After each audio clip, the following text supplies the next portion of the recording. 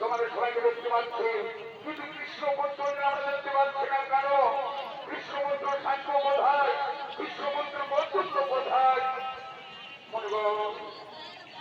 আপনার এখানে বিশ্রাম করুন। আমরা এক্ষুনি ডেকে আসছি কৃষ্ণপুত্র সাক্ষ্যকে।